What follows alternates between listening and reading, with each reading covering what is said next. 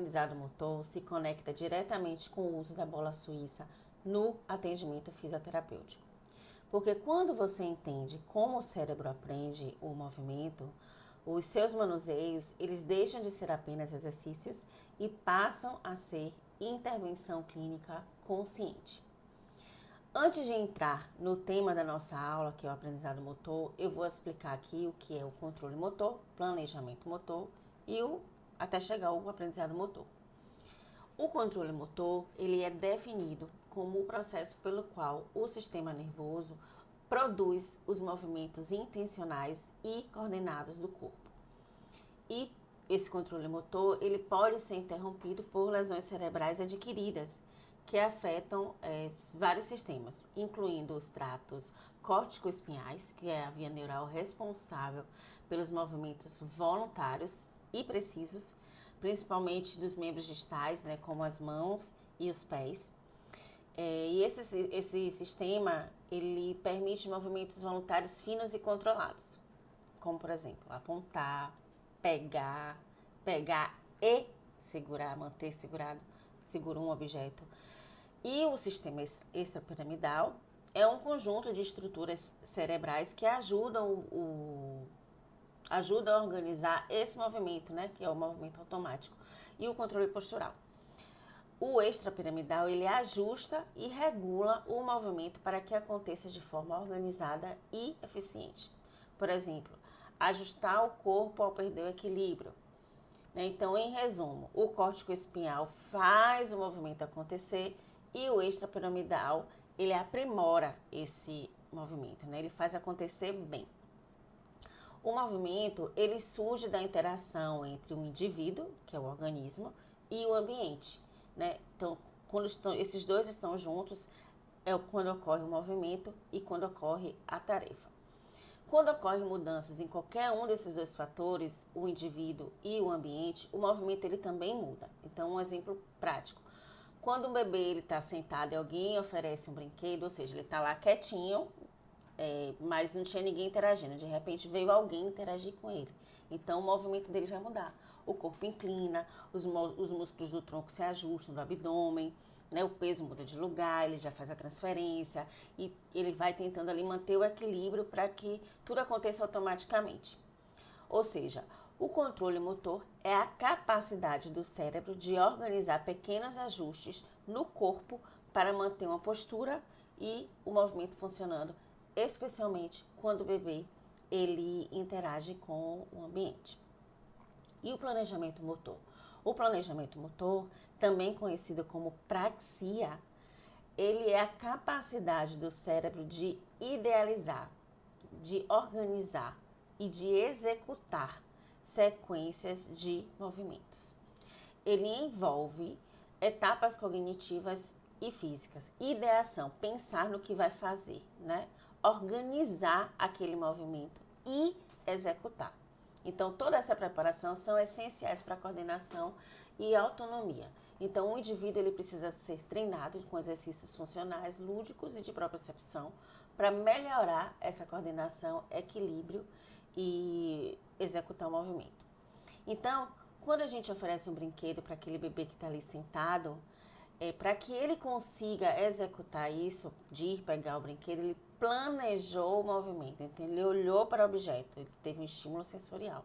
O tronco oscilou contra o abdômen, extensores do tronco para manter a posição, faz um ajuste de cabeça para poder se inclinar, para poder pegar, planejou o movimento com os braços e com as mãos para poder pegar aquele objeto, ou seja, ele fez a ideação, ele concebeu que aquele movimento ia acontecer.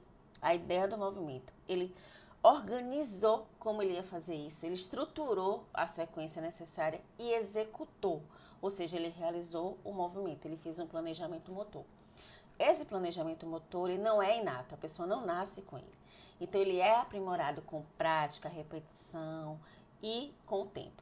Né? Todos os movimentos complexos e automáticos eles são aprimorados com o tempo. É o velho exemplo do dirigir, né? Em que a gente vai passo a passo. Primeiro entrou, botou o cinto, pisa na embreagem, passa a marcha e tudo isso de forma intencional. Até que isso a gente vai fazendo tantas vezes que acaba virando automático. Então, para que nossa criança ela consiga controlar esse movimento, planejar esse movimento, ela precisa antes aprender como fazer. E é justamente aí que entra o aprendizado motor. O aprendizado motor é a aquisição de uma nova habilidade motora. A habilidade motora ela não aparece pronta, ela é construída através da experiência, tentativa, erro e repetição. O aprendizado motor é quando o corpo aprende a fazer um movimento melhor com a repetição e com a prática. É como se o cérebro do bebê ele estivesse treinando um caminho para aquele movimento funcionar melhor. E toda vez que ele tenta, ele está fazendo com que aquele movimento se torne mais aprimorado. Então, cada tentativa funciona como uma experiência que ensina ao cérebro quanta força usar e de que forma usar, né? O melhor caminho para que tudo isso aconteça. Como no exemplo do sentar. Como ele vai organizar o tronco, quando ele vai mover o braço, com que peso ele vai usar, como ele vai manter o equilíbrio, onde ele vai fazer uma descarga de peso. Ou seja, o bebê ele não nasce sabendo pegar a bola, ele aprende tentando. E é nesse ponto que a bola suíça entra. Ela entra como um facilitador para esse aprendizado. Ela se torna um recurso muito interessante na fisioterapia. A bola suíça, ela cria um ambiente onde a criança precisa explorar o movimento, ajustar o corpo e encontrar soluções motoras, em vez de apenas reproduzir um movimento guiado por nós terapeutas. Ou seja, a bola não é só um recurso lúdico, e é um recurso lúdico poderoso também, mas ela vira um instrumento para o cérebro aprender o movimento. Então, quando a gente observa um bebê tentando se mover, tentando sentar, tentando alcançar um brinquedo, um objeto, né? Aquele estímulo visual ou auditivo, a gente percebe que nada ali acontece de forma automática. Existe a tentativa, existe erro, existe esforço, existe descoberta e é assim que o movimento nasce. Então, para que a criança consiga controlar o movimento e planejar, o que ela quiser fazer, ela precisa aprender com o próprio corpo. O movimento ele é aprendido vivendo, experimentando e repetindo. A bola suíça, ela ganha um significado muito maior dentro da fisioterapia. Porque quando colocamos a criança na bola, não estamos fazendo apenas um exercício. Nós estamos criando uma oportunidade para que essa criança, para que esse bebê experimente o movimento, para que ela sinta o corpo e ela construa novas respostas motoras. E isso é aprendizado motor acontecendo na prática. Existem 2 tipos de aprendizado motor que a literatura fala, que é o declarativo, que é saber o que, e o procedimental, que é saber como.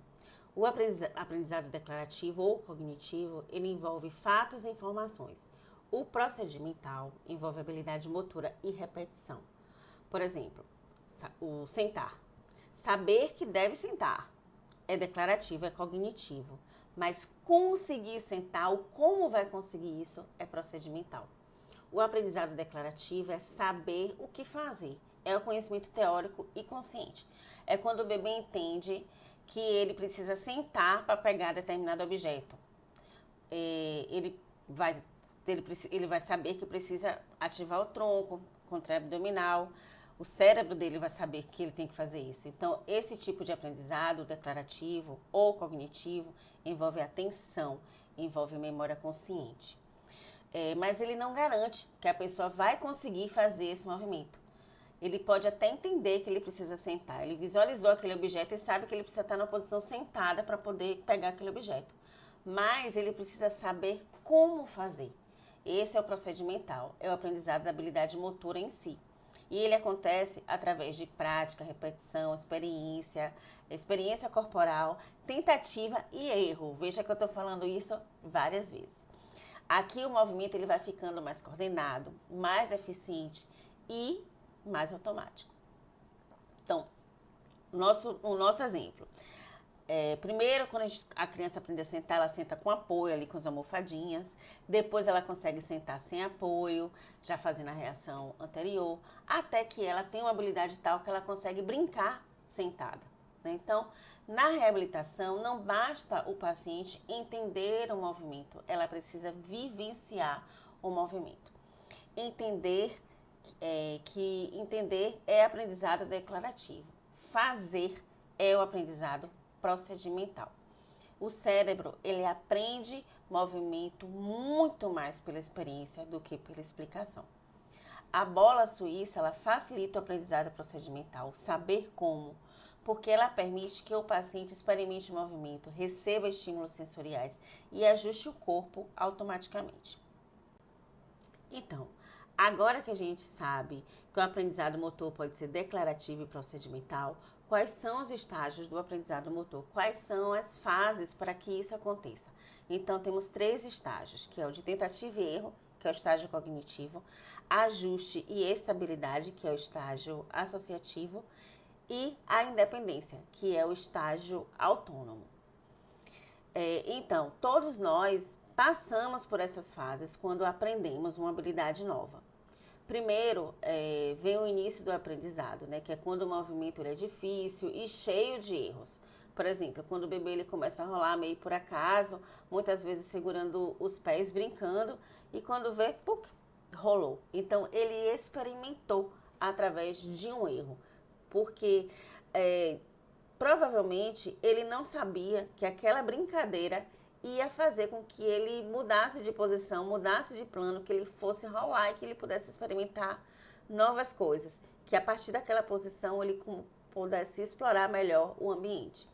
Então, depois dessa fase, vem a fase de prática e de ajustes. Então, ele já sabe que se ele fizer isso, vai dar alguma coisa diferente.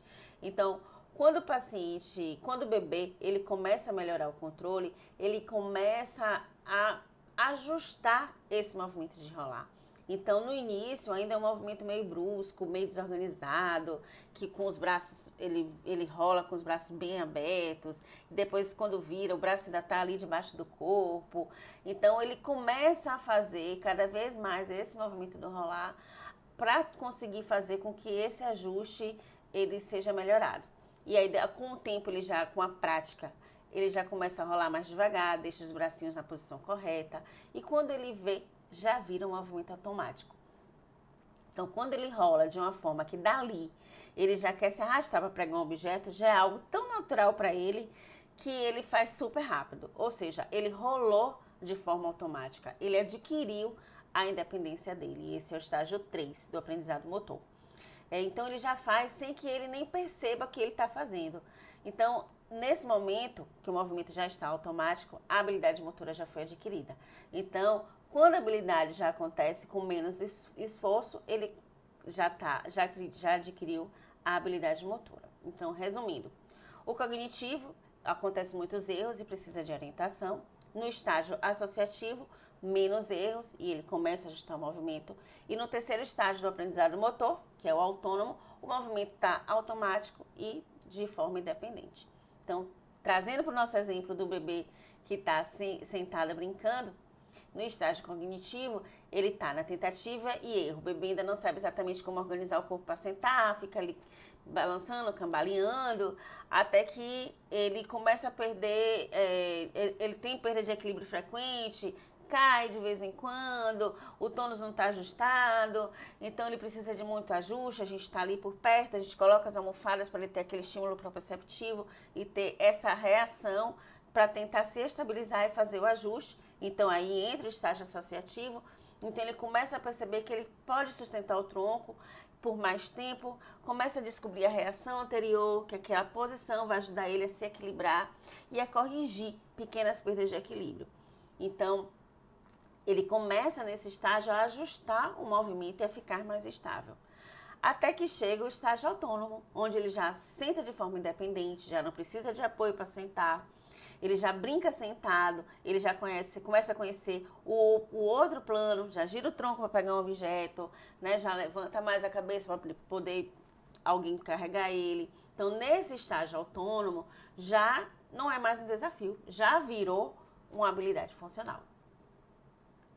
Quando uma criança está aprendendo o movimento, o que muda não é só conseguir fazer, o que muda é como o movimento acontece, né? Ele faz o como acontece faz com que a criança adquira mais coordenação, mais eficiência e corrija os erros e faz com que ela tenha mais controle motor. Então, durante o aprendizado motor, o movimento ele vai ficando mais coordenado, com menos erros e melhor controle postural. Então, aprender o movimento não é só executar, é refinar aquele movimento ao longo do tempo. E para aprendermos, existe um fator bem importante chamado de feedback. E esse feedback ele pode ser intrínseco ou um feedback extrínseco. O feedback ele ajuda o cérebro a ajustar o movimento. Então, o intrínseco é aquele feedback que o nosso corpo, ele sente. E o extrínseco é quando o terapeuta ele orienta, ou através de comando verbal, ou através de um ajuste manual. Então, quando a gente fala de aprendizado motor em bebês, precisamos lembrar de uma coisa simples. O bebê aprende o movimento pela experiência. É pela vivência do movimento. Então, aqui que entra o conceito de feedback. Sempre que o bebê se move, o cérebro recebe informações do corpo. E esse é o feedback intrínseco.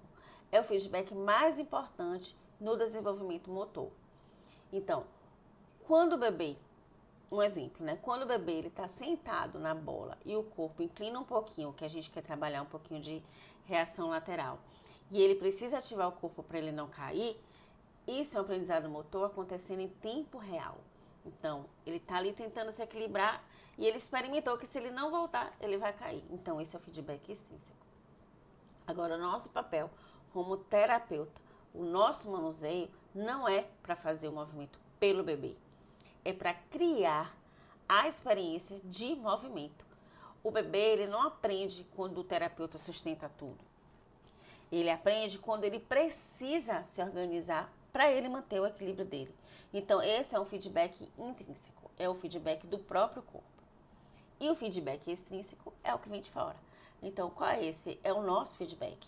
É quando você fala assim, pequeno, pega aquele objeto ali, olha cá para a mamãe, ó, o objeto caiu no chão, pega para mim. Então, quando você ajusta o corpo da criança para aquele manuseio, ou através de comando verbal, ou apenas orientando aquela postura, esse é um feedback extrínseco. E qual é um erro muito comum de nós terapeutas? A gente fala o tempo todo. Às vezes a gente não cansou de falar, a gente está cantando. Então, quando a gente corrige cada movimento da criança, a gente precisa esperar aquele momento para a criança executar melhor. Então, naquele momento, você precisa observar se aquele comando que você deu, ele vai ser executado. Porque quem está controlando o movimento não é o terapeuta, é o cérebro da criança. Então, o aprendizado motor, ele acontece quando o paciente começa a perceber o próprio corpo e não só quando ele obedece os comandos verbais. A bola suíça é um recurso excelente para o aprendizado motor, porque ela oferece instabilidade controlada, feedback sensorial e ajuste automático do corpo. Quando usamos a bola suíça, não estamos apenas brincando, estamos estimulando equilíbrio, coordenação, força, controle postural e atenção. Um exemplo bem simples é quando o bebezinho está deitado, e está movendo as pernas na bola, então ele está deitado e está empurrando a bola com as perninhas.